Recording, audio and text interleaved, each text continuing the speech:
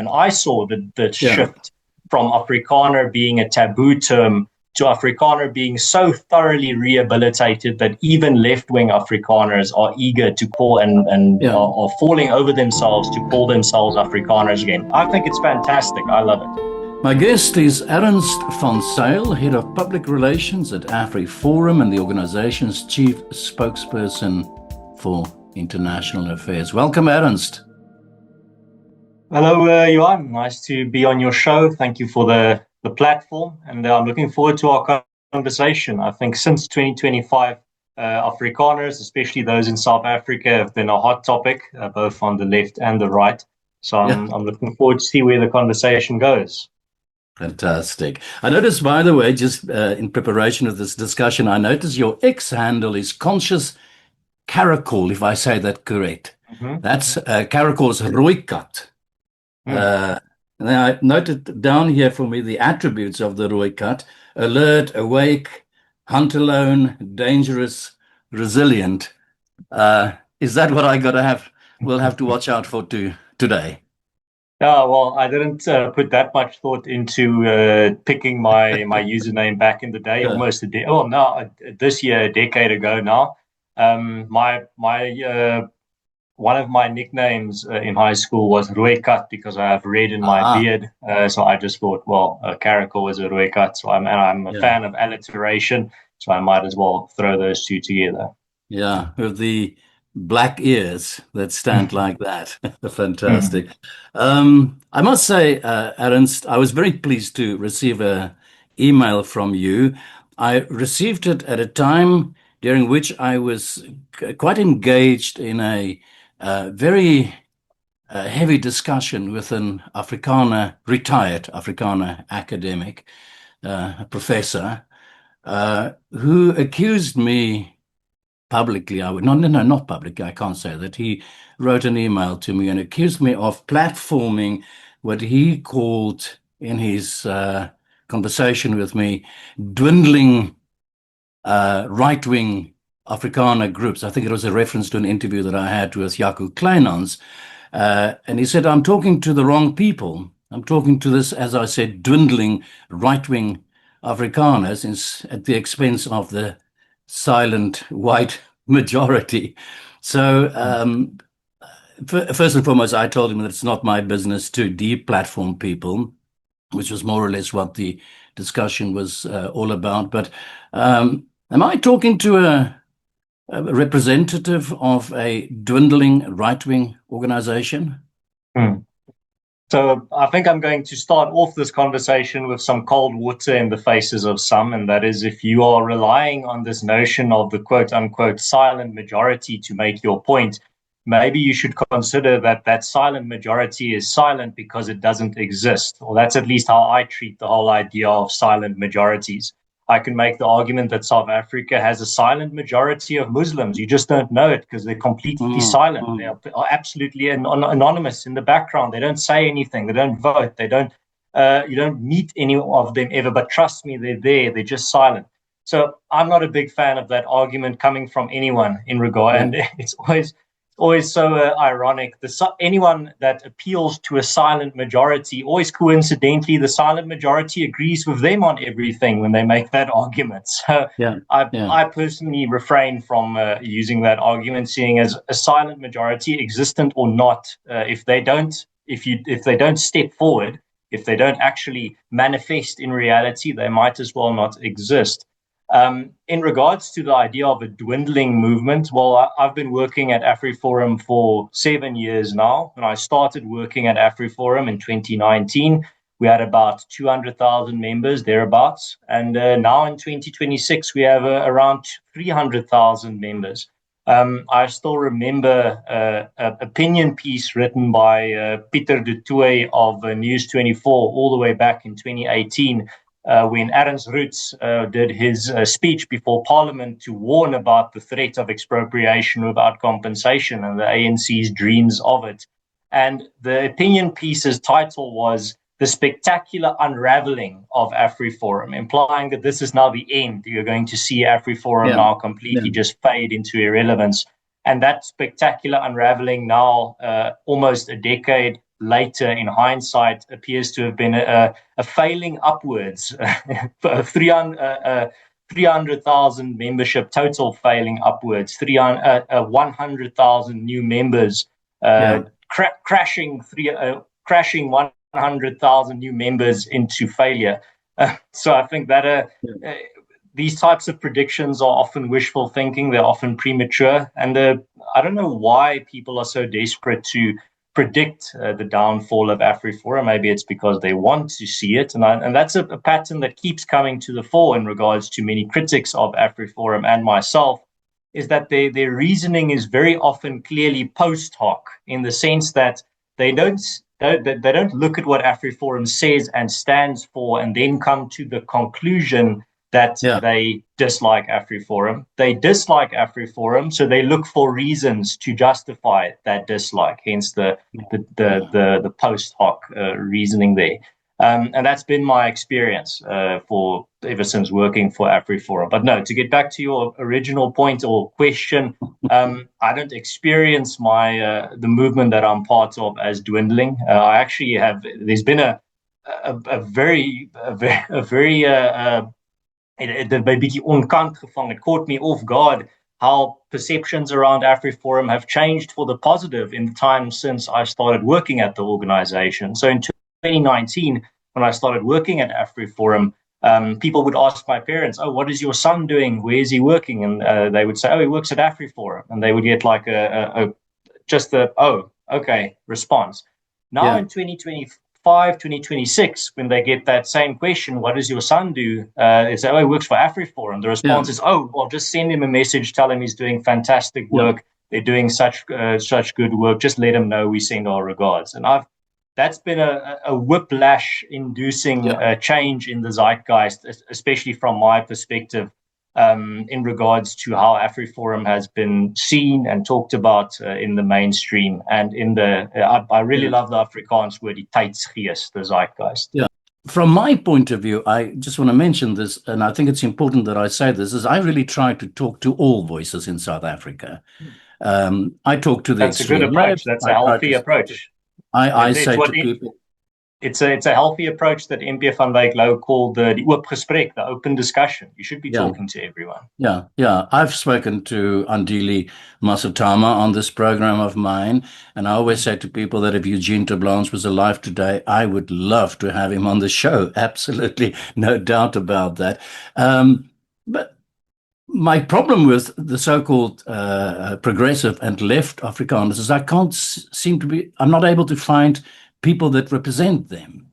So perhaps I should ask you that, outside Max de Pree and Dr. Piet Krokamp, who are the voices that represent publicly the so-called progressive left Afrikaners? Well, I don't really have a scientific metric to tell you who exactly represents that side of the political spectrum, but it is definitely a fringe opinion if you look at the fact that they could only get really 44 people to sign that open letter of theirs, and the letter that was then later revealed to have been penned largely by state officials, which I found almost Shakespearean. I can only really speak from my own experience in regards to dealing with Afrikaners of this persuasion.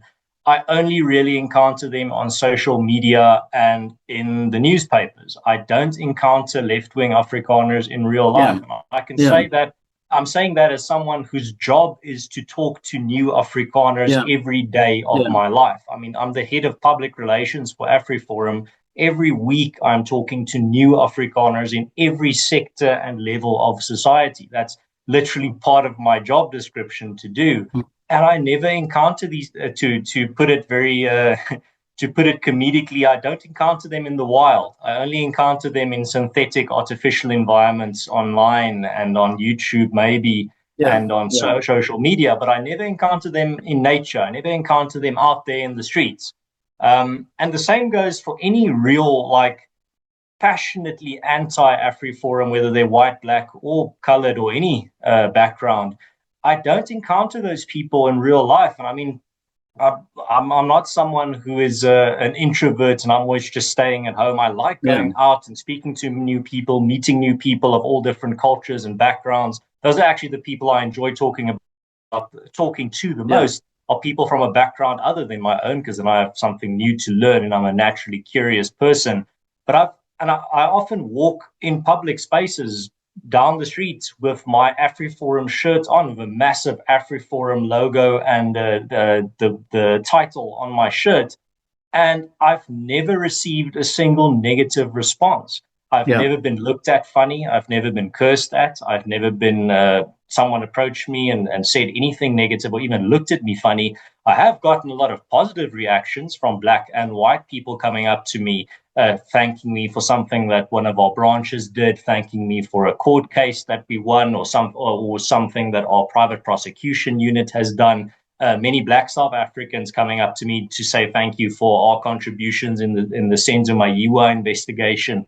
That's been my experience. I've no fear or even a little bit of nervousness to walk about in any yeah, public space with an AfriForum shirt out there in the real world streets, because that my experience has been overwhelmingly, if not exclusively, positive. If social media was a physical street, I would be a bit more worried to walk down it, seeing as the amount of death threats I receive on yeah, a regular basis. But in the real world South African streets, I walk around with my AfriForum yeah, shirt yeah, often, and my experience has been positive. It has once again reaffirmed to me that social media is not real life, and you should be very, very careful to yeah, not start believing that social media is real life. It does have an effect on real life. yeah, Don't misunderstand me. Social media has an increasingly large effect on the real world and how people act and how people think. But the spaces that you encounter, the X's and the YouTubes and the Facebooks of this world, are not real places. They don't represent the real yeah. world out there. Yeah, I think we are all victims of the algorithms we find ourselves on social media. But let me ask this to you: you do appear as an organization, as a grouping, conservative Afrikaners, AfriForum, Solidarity. You do appear to have won the social media battle, though, in terms of communicating to the public. I get the impression that you are all over the place. You're very present. You've got thousands and thousands and thousands of followers that wish you a very goodwill. And it seems to me, and that's back to my question to the professor as well, and the question I just asked you, well, then who should I talk to if I want to talk to the left wing? And excluding now the two names that I mentioned here, Max de Pree, who was an editor of mine in my previous life, and Piet Kroukamp, who I've had on the show, I think once or twice. But be it as it may, I started this chat with you now by referencing this professor that I'm having this little social media battle with, because I have the gall to invite people such as yourself and Ernst van Zyl on my program. He also clashes with me and rejects my interpretation of the 2026 Afrobarometer. This has been published very recently, which my interpretation of which the main findings are that only 16% of white South Africans, and I then say Afrikaners, self-identifying as the ethnic group as opposed to identify as South Africans first and foremost. I don't know if you've had time to have a look at this Afrobarometer. What are your views? Well, coincidentally, I wrote an opinion piece for Rapport just now this Sunday, that was published this Sunday, on the findings of that Afrobarometer Uh-huh. data. I think it's absolutely fascinating. I think Yeah, if you want to make sense of South Africa, you need to understand why this data looks the way that it is. And you're absolutely correct.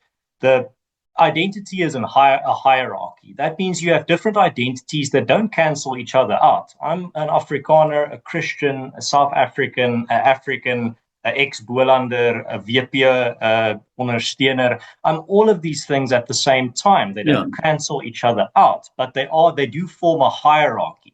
My identity as a Christian is more important to me than my identity as an inhabitant of Gauteng or as a Pretorianer. And the higher up that identity is in your hierarchy, the more traumatic or difficult it would be for you to give it up. And what this Afrobarometer data showed is that the amount of South Africans of all backgrounds, white and black and brown, who view their South African identity as number one in the hierarchy crashed from around 41% to 16% in the last 20 years. So only about 1 in 10, just over 1 in 10 South Africans of all backgrounds view themselves as South African first. While in 2026, 84% view themselves as their ethnicity first or their culture first. So that's Zulu, Afrikaner, Venda, Xhosa, and the like. And it makes sense if you look at the voting patterns of South Africans. This is a bit of a different discussion for another day, but if you do a deep dive into the previous election, the parties that did the best in relatively to the previous election were the parties that had a strong sense of identity woven into their campaign, while the parties that tried to be something for everyone were the parties that stagnated or did worse. So identity is going to be a central component, and ethnic identity specifically, cultural identity, is going to be a very strong and persistent component of South African politics, culture, and society for the foreseeable future. And you can either fight against that fact, that hard fact of reality, you're not going to win, or you can accept it, make peace with it, and then think to yourself, right, let's accept this is now the state of affairs. How are we going to respond to that reality? And that's AfriForum's approach. We make peace with, we don't view South Africa and the people within it how we want them to be.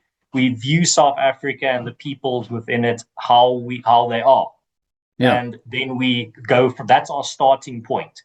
We don't start off with an ideal of this is how we would like things to be. We start off with this is how things are. And what are we going to do about it within that context? So I'm glad that you brought up that study. I think it wasn't widely covered enough just because of how important and insightful it's hardly covered, Ernst. It's hardly covered. It's surprising how little coverage it's getting. And it does prick up some suspicion. But it unfortunately for some ideologues, it does slaughter a lot of sacred cows. The people often appeal to the quote unquote silent majority will make the argument that no, the silent majority in South Africa do not view their culture as their main identifier or as their main foundation of their identity, because that suits their ideology. But when you actually ask South Africans, the opposite is true. And I mean, even let's just pause for a moment on the Afrikaners just as one of the ethnicities, the different peoples of South Africa. There's just so much proof that Afrikaners have also become more focused on their cultural identity in the past 20 years rather than less. So one of those metrics is actually quite scientific because there's a number, it's quantifiable.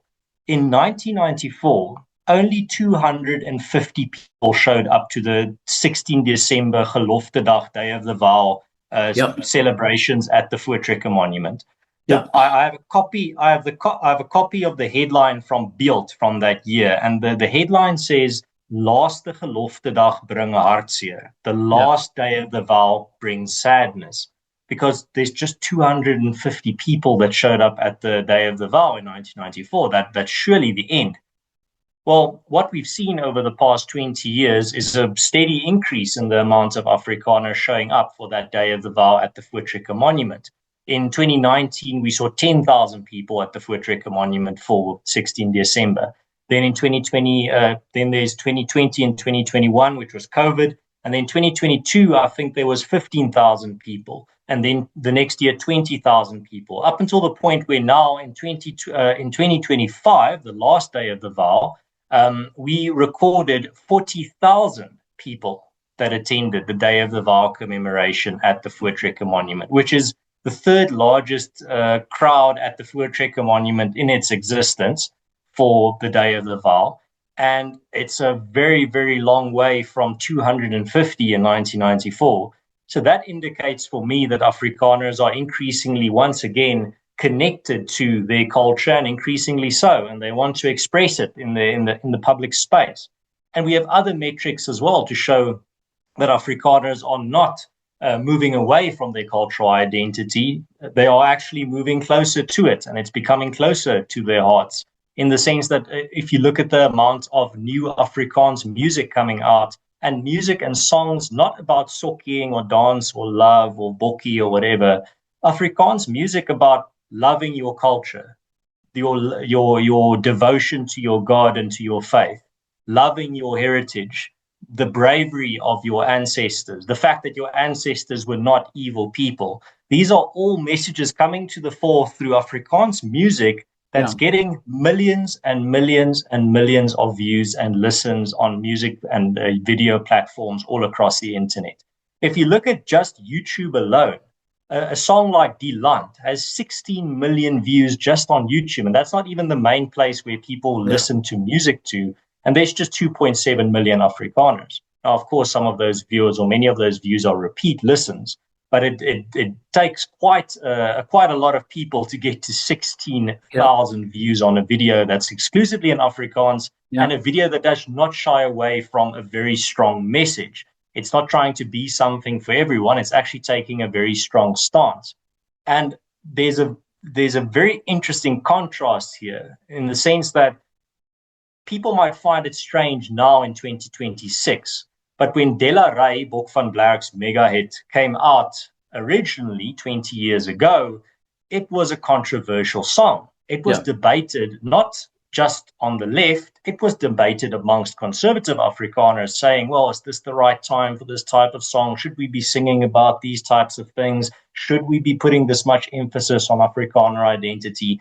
Now in 2026, I don't think you'll find an Afrikaner that views De La Rey as a controversial song. It is now completely normalized, and it's been completely mainstream, to the extent where the new versions or the new Afrikaans songs coming out, like Ik ben een Afrikaner, Die Land, Oranje, Jan Jan Jans, Paul Kruger, all these songs, Die Afrikaner maak so, Ons sal self, all of these songs are much more firm in their stance than De La Rey even, and they're not controversial at all. I mean, in the song Ik ben een Afrikaner by Bok van Blerk, it's got millions of views on YouTube, and in the middle of the song, Bok literally stops the song to do a political speech, and then he continues the song.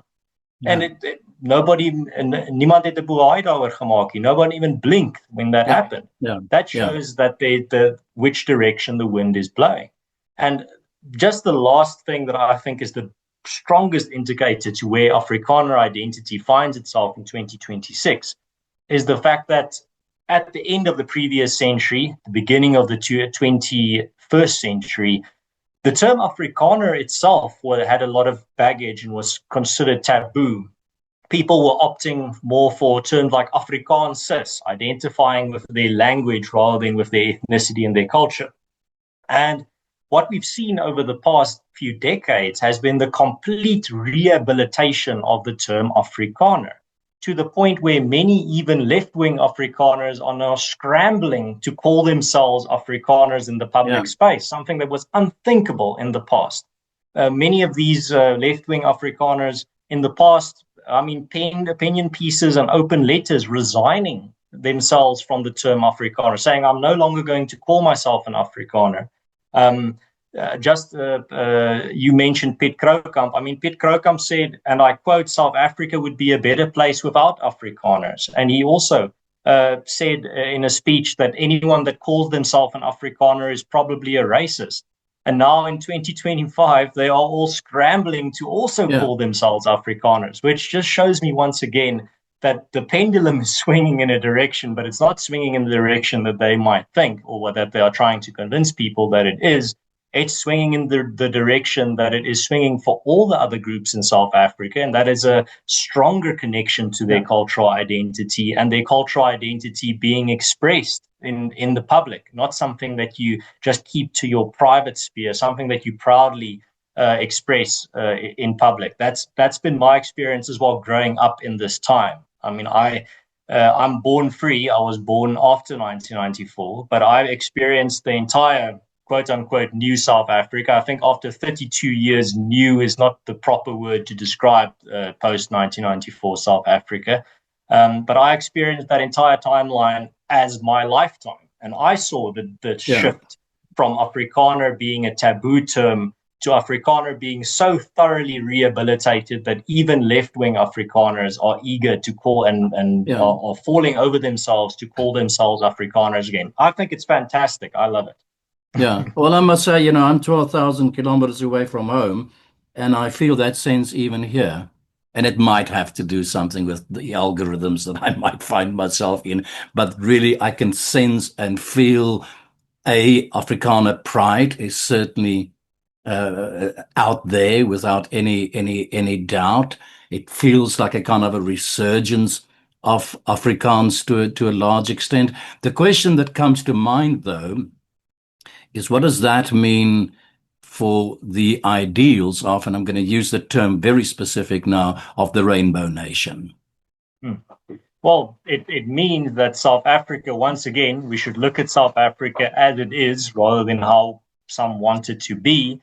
And what is South Africa? Well, South Africa is a community of communities. South Africa is a collection of different identities. And you're not going, and as that Afrobarometer data shows, you're not going to be able, without an iron fist, force those different identities to now give up their cultural identities in order to just solely focus on the South African identity. I mean, that's the type of thinking that you get from a Samora Machel, the previous president of Mozambique, who said that for the nation to live, the tribe must die. Well, what you're talking about there is standardization. The Soviets tried that, and it led to some of the worst human rights abuses that humanity has ever seen. So no, trying to standardize humanity or trying to standardize an entire country that is very diverse, it just is not going to work. And not just it's not going to work, it's going to unleash a lot of suffering and evil and human rights abuses.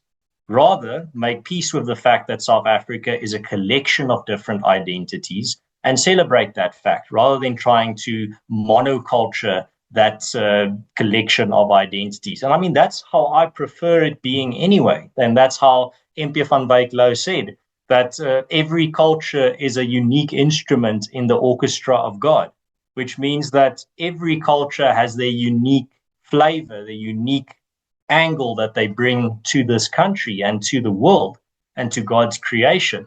And that's how it should be. We should not be striving to turn everyone into the same instrument, or as MP van Wyk said, turn all the nations and cultures of the world into a lonely flute. That's evil. That's not something that's going to bring about prosperity and peace. It's going to bring about suffering, and it's going to bring about impoverishing of humanity's richness of different cultures, or cultural tapestry. And the same goes for South Africa. I personally would rather explore a cultural rainforest, which South Africa is, vibrant and diverse, rather than a pine tree plantation where everything is the same, all the trees are planted in neat rows, and it's sterile. There's just nothing there. Nobody wants to go for a walk in a pine tree plantation. Everyone wants to go for a walk in a beautiful, diverse rainforest where you don't know what you're going to find around the next corner. So that's, to answer your question, that's how South Africa, that's what people need to make peace with, is that South Africa is a community of communities, and any authoritarian attempt to reduce that to a monoculture is not going to work, and it will make humanity poorer for it. Let me ask that same question again, and this time, instead of talking about a rainbow nation, talk about a multiracial democracy. And how does what you just said to me then express itself within the context of the hopes and the ideals of that, not rainbow nation, but the multicultural democracy that we've created? How does it express itself in systems that we need to design, to develop, to actually realize our ideals? Right. So firstly, I think what's very important is that every culture needs to be given the room and the space and the opportunity to be proud of their own identity. Now, just for Afrikaners, I mean, a significant number of Afrikaners for a significant number of Afrikaners, the freedom to be proudly and unashamedly Afrikaners is a prerequisite for us to be comfortably South African. And that is what the latest Afrobarometer data shows as well, is that the fact that this applies for other cultures in South Africa as well. Otherwise, the South African identity feels like a dominating, exclusive project, a jealous god, where you're only allowed to be proud and focused and fixated on your South African identity. You should not be focusing or putting your own particular cultural identity on a pedestal. And that's not going to work. For those who react with venom and hostility to Afrikaners celebrating Geloftedag or Zulus celebrating Shaka Day, they should keep that in mind. The fact that the data shows the majority of South Africans don't want to just be dominated by a single national identity. They love their cultural and ethnic identities very much, often more than their national identity. And as I said earlier, you can fight and kick and punch against that fact and reality all you want. It's not going to be going away. You can either work in synergy with that fact, or you can, in futility, fight against it. But that's not a bad situation. That doesn't mean everything is lost now and we're just condemned to perpetual conflict and disharmony. All that means is that you should be giving every culture and group in South Africa the opportunity and the space to be proud of their culture, to celebrate their heritage, to proudly express their culture, their religion, and their views and their values and their traditions. It doesn't mean that some cultures are allowed and encouraged to be proud of their culture, while other cultures are condemned to perpetual scapegoat status. You're not allowed to express your culture. You're not allowed to be proud of your culture. It's racist to love your culture. It's racist to want to preserve your culture. That approach is not going to work. What is good for the goose is good for the gander. Either all of us or all the cultures in South Africa are allowed to be proud of their culture and their heritage, or none of us are. You can't be hypocritical in this sense, taking into account the realities that we've discussed so far on this episode. You either need to be consistent with everyone, or you're going to have to respond with a major iron fist.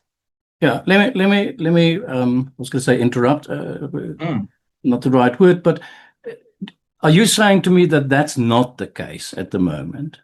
Are you saying to me that within the current, and then I refer back again to the system, the organization, the multicultural democracy, are you saying that within the define of what we have right now, which some people used to call a rainbow nation, our democracy, that you don't have the space to express your pride for your culture? And I refer then back to, you said it yourself, Afrikaans is not only back, there are more books published in Afrikaans than ever before. There's more music and culture in Afrikaans than ever before. I think there are more Afrikaans cultural festivals than Afrikaans is really blossoming. And so are you suggesting with what you just said to me right now that some cultures in South Africa don't have the right within the context of our democracy to express their love for the other? So I think right would be a strong word. I think what we're seeing here is the revival of Afrikaner culture and Afrikaans as a language, despite the best efforts of many in power to try and suppress it. And what I'm talking about, the space that I'm talking about, is largely space created by civil society organizations like AfriForum and the Solidarity Movement, many other cultural organizations that fought tooth and nail for the past 30 years to create that space where Afrikaners can be proudly Afrikaners again. It wasn't always like that. And if you listen to anything that is said that's coming out of ANC circles or from the comment class that is very rootless, and they're not very confident in their own cultural identity, so they want others to also then forego theirs. They are still harping on that no, some cultures are allowed to express and be proud of their culture in the public sphere, but other cultures like the Afrikaners are not allowed because it's racist to be proud of your ancestors. I mean, it's... How do they do that, Ernst? Explain that to me. I didn't understand that. How do they do that? Through legal tools or... no. So how is that expressed? So it's not a legal suppression. It is in the terms of what we were talking about earlier, the zeitgeist, the tijdsgeest, trying to create a hostile environment where people don't want to or are cautious about living out their culture, saying they are proud of their culture, expressing their culture and values and traditions in public, because there's going to be a negative backlash. There's going to be a cancellation. They're going to be targeted. They're going to be shamed. They're going to be guilted. They're going to be told they're a bad person because they love these certain cultural aspects of theirs. It's the environment that some people are trying to create, and luckily, we've from the AfriForum and the Solidarity Movement side, we've been able to effectively push back on those attempts, creating the breathing space once again that Afrikaners can feel more confident and emboldened to live out their culture and values and traditions in the public space without fear that they're going to be shamed, targeted, attacked, or cancelled for it. Yeah, yeah. Would it surprise you if I say I'm much older than you? So growing up as a youngster in the 70s, I felt a sense of, and a lot of Afrikaners felt at the time, still a sense of, at the very least, a kind of an inferiority complex towards the English-speaking people of South Africa. And to be very honest, I cannot recall a time in my entire life that I'd seen the Afrikaners so proud and so expressive and so full of music and dance and culture and literature. And it is as if we are, from my point of view, from where I come from, young man in the 70s, I matriculated in 1974, that slightly sort of a little bit of inferior, we were called rock spiders and all sorts of things. It was just this little thing about being Afrikaans that wasn't cool at the time. You're experiencing, to me, a kind of a totality and freedom to express your culture like I've never seen before. Does that, is not some kind of a paradox in all of that? So as I said, this flourishing is happening despite the best efforts of those that are trying to suppress it or trying to create a negative environment for it to flourish. And that's a fantastic thing. It shows that you don't need to be powerful in the sense of controlling the government or being in a major position of power to create space for yourself, to be proudly yourself. I think also, and this is a bit more on the philosophical side, the more you create, the more cultural goods you create, music, art, film, or the like, TV, television shows, the more cultural goods you create, the more self-respect it creates within that people, within that group. And I think what you're describing there, what we're now witnessing in the 21st century is the positive fruits of many decades of, once again, Afrikaans and Afrikaner cultural goods being produced on a large scale, on a high quality, and that it's the normalization, once again, of Afrikaner culture and of the Afrikaner identity. And I think that normalization happened through the creation of not only these cultural goods, but many organizations and individuals simply taking the stance, and I don't want to be too controversial, it's okay to be an Afrikaner. It's not a bad thing. You should not be ashamed of it. Just as it's okay to be a Zulu, it's okay to be a Venda, it's okay to be a Xhosa, it's okay to be an Englishman in South Africa, and it's okay to be an Afrikaner. Again, I'm sorry to get very controversial on your show here, Johan, but I just have to say it's okay. I think it's more than okay. I think that the perception from abroad is Afrikaans is thriving and the language is thriving, and within the culture. Now, I know a lot of Dutch people. Sorry to interrupt you, but it's such the important point is it's thriving because of grassroots efforts. It's not thriving because of some top-down phenomenon. It's thriving because of what is happening on a grassroots community level. I get that. And I take my hat off for that, and I say, fantastic, great what you're doing, really, and I really mean that from the bottom of my heart. I guess where I'm trying to go with this particular line of questioning is, where do we draw the line? I know that I saw a podcast of Ernst the other day in which he talks about this natural identity as opposed to the imposed identity, imposing an artificial identity, I noticed here for myself. So, my question is, how far what is the end game here in terms of the thinking amongst the majority of Mm. Afrikaners? Are we Yeah. saying that when we're talking about the own, when we talk about devolution of power, what are we saying at the end of the day? What is the end game here? The end game and the end goal is radical normality, where these things, such as having more power in the hands of your community rather than the government, is normal and should be normal. Or rather, it's not and when it comes to cultural identity, what is normal? Well, a collective inferiority complex isn't normal, and it's Mhm. not what you should have as a cultural group. But a superiority complex is also not normal, and you shouldn't have a superiority complex as a cultural group.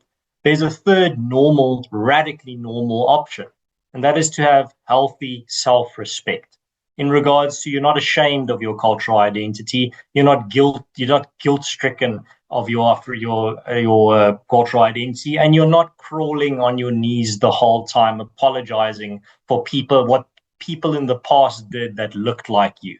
I mean, it's not even the point that oh, my direct ancestors did something bad, therefore I need to apologize. No, the demand that has been made over the past decades of me being alive as an Afrikaner, a young Afrikaner, has been you should apologize for things that people in the past that looked like you, that were part of the Afrikaner culture, but in no direct relation to you. You should apologize for that and feel guilty for that and be punished for that. And what I'm seeing in 2026 and for the past few years has just been a total rejection of that collective guilt idea. I'm guilty of the things when I do something wrong. If I do something wrong and it is proven I did something wrong, I will apologize. If I make a misstep, I will apologize for it. If I hurt someone, I will apologize for it. If I steal from someone, I should go to prison. But I should not be, and the Afrikaners should not be guilt-ridden and shamed for things that people in the past did that aren't even the direct ancestors of those people in the present. You don't rectify. You can't. It's impossible to fight for a better past. You can only fight for a better future. You can't punish people for things that happened in the past that they are not guilty of.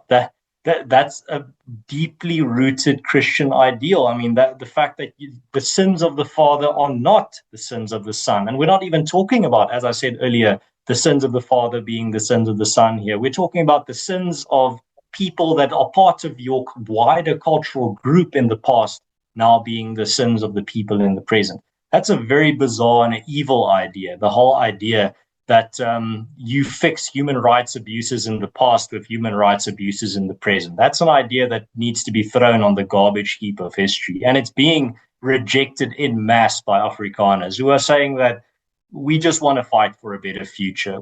We will not engage in denialism of the past in regards to denying the wrongs of the past, but we will also not be in the biblical sense tearing our clothes and throwing ash on our heads, begging for forgiveness for the actions of people in the past, based on a moral standard that is not applied to any other cultural group in South Africa. It is as bizarre as to claim that Black South Africans are collectively now guilty for the corruption and looting of the ANC. That's preposterous, but I mean, it's the same type of logic. I don't hold the descendants of an Englishman today in South Africa accountable for the concentration camps in the Anglo-Boer War. I'm not expecting the descendants of the English to be punished now for what happened in the Anglo-Boer War. That's a preposterous idea. But that comes back to that point of radical normality. Radical normality means that we're not demanding punishment for people in the present for things that happened in the past that are in no way connected to them. That is an evil idea, and it's an idea that I'm witnessing being rejected on a mass scale. People are just tired of it. They're just saying, "Ah, for sake of this idea, it's old. But now just to get, because we are really out of time already, I'm afraid, and that's because of your time constraints, not my time constraints. Is that what you're talking about here is really Black economic empowerment now, as one of the pain points, as one of the sticking points Well, let's through call it what which it is. this whole guilt thing you're talking about that's been laid on the white man and the Afrikaner today, that's the blackmail part of it at the end of the day that you're addressing. Am I right? Yeah, so let's call it what it is. I mean, black Yeah. economic empowerment has nothing to do with black economic empowerment. Black economic empowerment with capital letters is a policy direction that entails racial discrimination, where people are excluded from promotions and job opportunities based on the color of their skin. That's what it is. Direct, simple. That's the policy direction. People can call it what they want. They can try and pour a little moral sauce on it to try and make it sound better. It's racial discrimination that is being quote unquote justified because it's there to correct, again in very thick quotation marks, the wrongs of the past. But firstly, it's not correcting the wrongs of the past. That's first and foremost. It's just enriching a small elite. And secondly, it's just creating a new class of discriminated against people who don't feel welcome, who don't feel that they are welcome in the country of their birth, the country of their ancestors. And that's immoral. And it's I accept that. I just feel so comfortable in my own moral position. The fact that my position and AfriForum's position is so simple, so easy to understand. Racial discrimination in the past was wrong, and racial discrimination in the present is wrong. So simple. But then other people are trying to juggle those two positions. It's wrong in the past, but it's fantastic in the present, or it's not happening in the present. That denialism you also see. But then they say, oh, and even if it was happening, it would be a fantastic thing. I would just like them to make up their minds.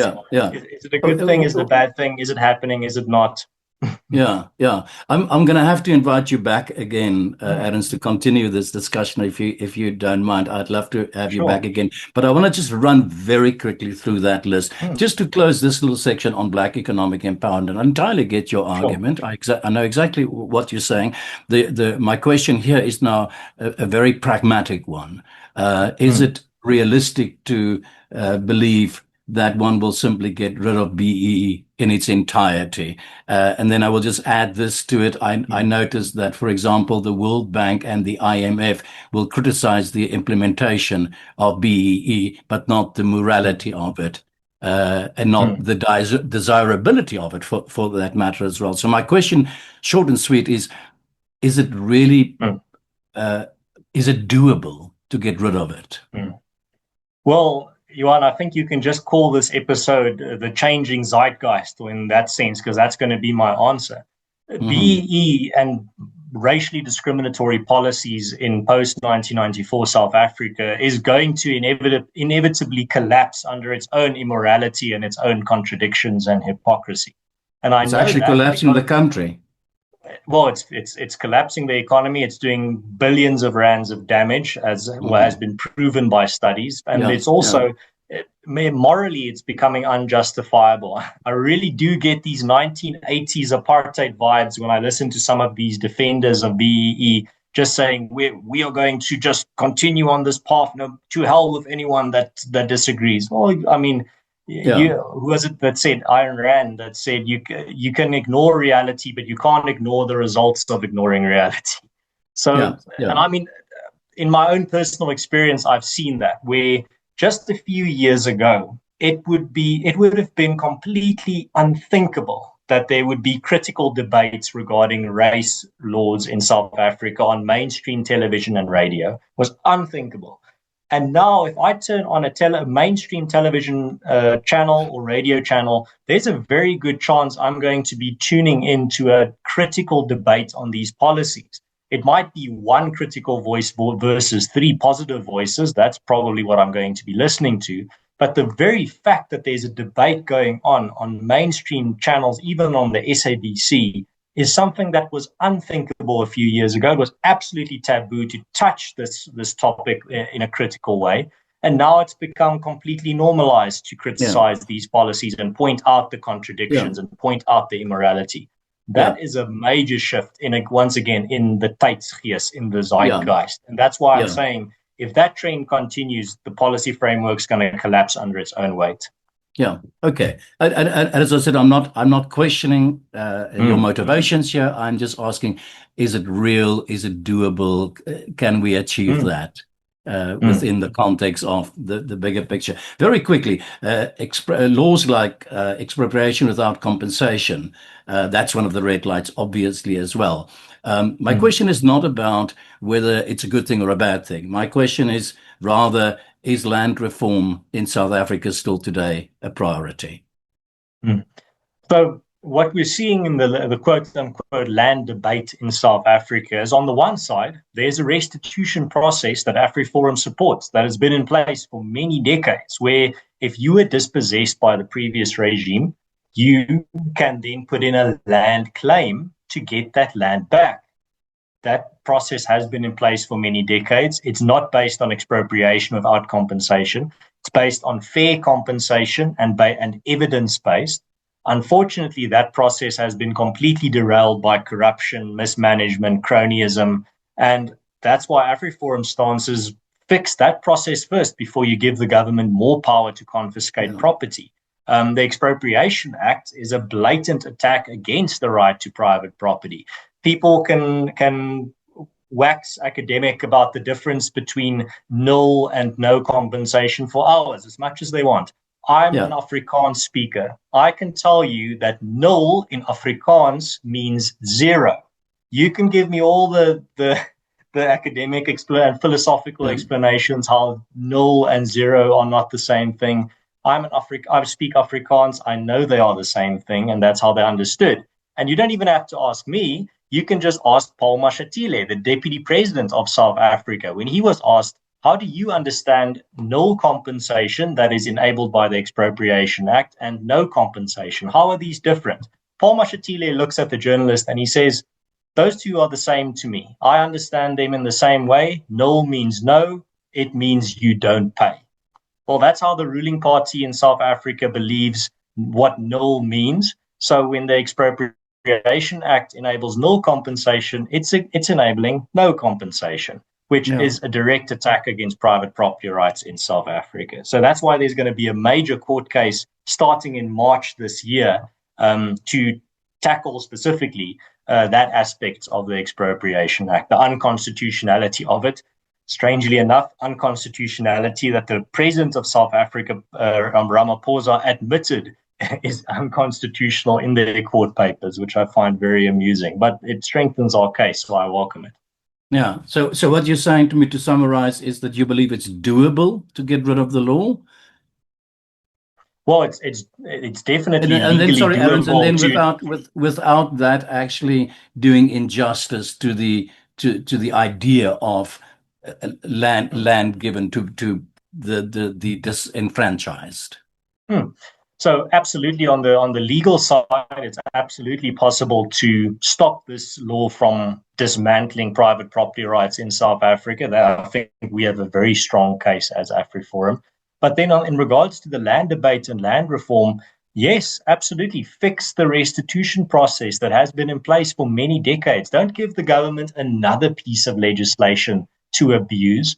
Give them a challenge. Tell them, fix this system of restitution, this process that has been in place for so long, that is evidence-based, fair compensation-based, and that is used and can in the future be used as well to give people land that they were deprived of in the past. I mean, that's the whole basis of that process. So fix that process first. Prove that you can actually do land reform without violating people's human rights and their constitutional right to private property. And that's going to make a major positive difference. So that's my challenge to the government and to anyone saying that they need more power. No, they actually need less. They've proven that they can't handle the amounts of power that they have already without abusing it. So let's not give them any more. Yeah, I've got one question I'd like to get to, and to get to that question, I want to ask you, just am I right to say that the sticking points really is Black economic empowerment, expropriation without compensation, the Bella laws, farm killings, kill the Boer? Those are the 5 most important sticking points.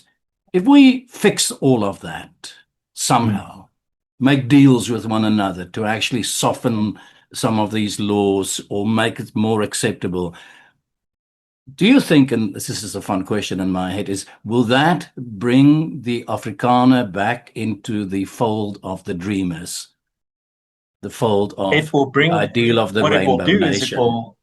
Hmm. What it will do is it will bring the Afrikaners back into the fold of normality. We will finally once again be a cultural group that is treated normally in South Africa, because the Afrikaners are currently a group that is treated abnormally in South Africa, especially by the government, where we are particularly targeted in regards to our language of education, in regards to the crimes that disproportionately affect us, the issues that that disproportionately affect us. Just take, for example, an issue like farm murders. It's so easy. Let's ask what is AfriForum asking from the government regarding farm murders? All we're asking is to treat farm murders the way that they deserve to be treated Yeah, by adding them to the list of priority crimes. Now, priority crimes is misleading. I understand people, when they hear priority crimes, they get a wrong idea. Oh, it should be the priority of the police. No, priority crimes are a specific category of crime yeah, as defined by the Police Act, which are unique crimes of a unique nature that therefore deserve a unique yeah, counter strategy. I think, and my colleagues at AfriForum think, that farm murders qualify as a crime of a unique nature that deserves a unique counter strategy. So, what are some of the examples of priority crimes that are already classified as priority crimes? Gender-based violence, political assassinations, cash in transit heists, rhino poaching. I think farm murders perfectly fits into this list of unique crimes that deserve a unique counter strategy. But the government's not even willing to give an inch on that, which is just an example of how abnormal Afrikaners and the issues that affect us disproportionately are treated. Same goes for the issue of expropriation without compensation and the whole historical context regarding the land debate. The Afrikaners are constantly singled out in that debate as we are the guys who committed the original sin. We are the scapegoats for all that is wrong in South Africa. Without the Afrikaners, everything would be fantastic. South Africa would be a Garden of Eden. That's how Afrikaners are singled out, marginalized, and pushed to the fringes of the conversation and the discourse. And that's, again, abnormal. That's not normal. yeah. Treating a minority group and marginalizing a minority group and antagonizing a minority group in that way is not normal. It's not healthy. And it's actually quite dangerous. Yeah, yeah. You use a nice term now, the Garden of Eden. I want to say to you that it is, in fact, the Garden of Eden. We just need to find a little space there. But We if just need better we, gardeners, I think. well, a good way to put it. My question, and that's the last question then for today. And then once again, I'd like to invite you back. If we do find compromise on these five issues that we are constantly for the last year or 2 or 3 or 5 years just keep on rehashing and debating and debating, and if we can find a kind of a balanced kind of a compromise between all the different players, do you think once again that the white Afrikaner will embrace the idea of and totally commit himself to the idea of nation building in the sense based on the idea of the multicultural democracy that we have today? Hmm. I think that whole term of nation building and rainbow nation, all that whole constellation of ideas have been so politically tainted by the ANC and its allies that I think we're going to need an entire new vocabulary to describe the situation in South Africa. I quite like the description of a community of communities, and I'm sure definitely Afrikaners, once Afrikaners are treated normally again and not abnormally, and brought back into the fold, the Afrikaners absolutely embrace the idea of a community of communities. So yes, to answer your question, I think that's absolutely possible, but we're going to need a new vocabulary to describe what South Africa is and the state of affairs in South Africa. I'm going to just allow myself then this last question here, Ernst. Does that vocabulary that you talk about in your understanding of it, will that include the word self-government? Self-doen, absolutely. I think it would be one of No, no, those no. There's a words. difference between Uh, self-doen. I understand mm-hmm, the word self-doen. mm-hmm, That is, I talk about a space of your own. I talk about 235. I talk about the ideas of a unique little space somewhere, some form that will bring us to the idea of the purest of the ethnic only ideal. I don't know. It's difficult to predict where we will find ourselves in regards to how we talk about having control over the issues that affect your community the closest or the most, and having your destiny of your community and your people in your own hands. I think that's also one of the places where we'll need a new, fresh vocabulary to describe what we're talking about. And that's why when we look at the solidarity movement, we are constantly creating a new vocabulary to describe what we're doing. Self-doen, self-bestuur, ons sal self, gemeenskapsfederalisme, community federalism. We're constantly creating a new vocabulary with new words that are more accurate to describe what we're building, rather than relying just on older terms that have a lot of political baggage and that have been tainted over the years. So it's difficult to predict what we're going to call such a future, but I think it's going to be called one of these words that originated in the 21st century rather than one of the words that defined the previous century. My very last question to you, Ernst, is I don't know if you have children. Would you want your children to live their lives in that Garden of Eden, which is South Africa? Do you see a future for them? And then let's talk about just the Afrikaner. I'm immensely proud to be an Afrikaner. So add to that question about do you see your children living their lives in that beautiful country? What do you think is the one defining characteristic of the Afrikaner that will secure our survival, our future in the country? So if I didn't believe that I want a future where my children can live free, prosperous, and safely in South Africa, if I didn't want that or see that as possible, I would not be doing what I am doing at the moment. Of course, that's the future that I'm fighting for. And again, not for special treatment for Afrikaners, just radical normal treatment for Afrikaners. That's what we're fighting for. And to answer your question in regards to the future of Afrikaners in South Africa, well, I think that's going to be it's going to be inevitable that for the foreseeable future, there's going to be Afrikaners in South Africa. And I'll tell you why. There's going to be Afrikaners for the foreseeable future in South Africa because of a characteristic of ours that is both negative and positive, and that's just our pure stubbornness.